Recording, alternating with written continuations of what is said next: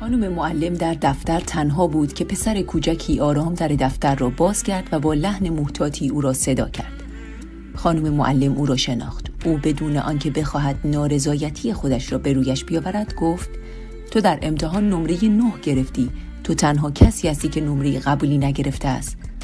پسرک با خجالت و در حالی که صورتش سرخ شده بود سرش را بلند کرد و گفت: خانم معلم، می شود یک نمره به من ارفاق کنید؟ خانم معلم با عتاب مادرانه‌ای سرش را تکان داد و گفت: یک نمره ارفاق کنم؟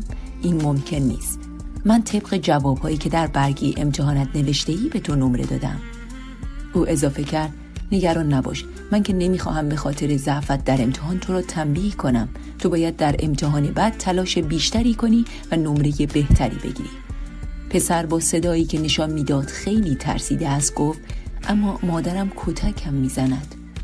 خانم معلم ساکت شد. او آرزوی والدین را درک میکرد که میخواهند بچه‌هایشان بهترین نمره ها را کسب کنند و موفق باشند.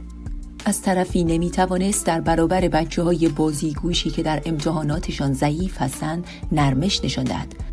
اما یک موضوع دیگر هم بود و آن اینکه او میدانست که کتک خوردن بچه‌ها هم هیچ کمکی به تحصیلشان نمی‌کند و حتی تأثیر منفی آن ممکن است آنها را از تحصیل باز دارد. نمیدانست چه تصمیمی بگیرد، یک نمره ارفاق بکند یا نه. او در کار خود جداً اصول را رعایت می‌کرد، اما به هر حال قلب رئوف مادرانه‌ای هم داشت. نگاهی به پسرک کرد. هنوز تمام تن پسرک از ترس می‌لرزید و به گریه هم افتاده بود. عاقبت رو به پسرک کرد و با صدای ملایمی گفت: ببین این پیشنهادم رو قبول می‌کنی یا نه؟ من به ورقت یک نمره ارفاق نمی‌کنم، فقط میتونم یک نمره به تو قرض بدم. تو هم باید در امتحان بعدی 2 برابر اون رو، یعنی 2 نمره به من پس بدی. خوبه؟ پسرک با شادی غیر قابل وصفی گفت: چشم، من حتما در امتحان بعدی 2 نمره به شما پس میدم. او با خوشحالی از خانم معلم تشکر کرد و رفت. از آن پس برای اینکه بتواند در امتحان بعدی قرضش را به خانم معلم پس بدهد با دقت زیاد درس می‌خواند تا اینکه در امتحان بعد نمره بسیار خوبی کسب کرد. از طرف مدرسه به او جایزه‌ای داده شد. وقتی در مراسم اعطای جایزه نگاهش به خانم معلم افتاد، از دیدن لبخندی که معلمش به او میزد احساساتی شد و گریه کرد. از پس آن درس که خانم معلم به او داده بود، مقطع دبیرستان را با نمرات عالی پشت سر گذاشت و وارد دانشگاه شد.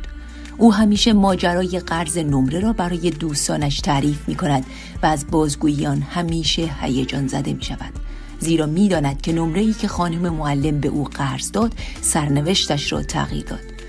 آن پسرک جوان اکنون یکی از پولدارترین مردان جهان است. بیل گیتس. مراقب تأثیر تصمیماتمان بر سرنوشت افراد باشیم.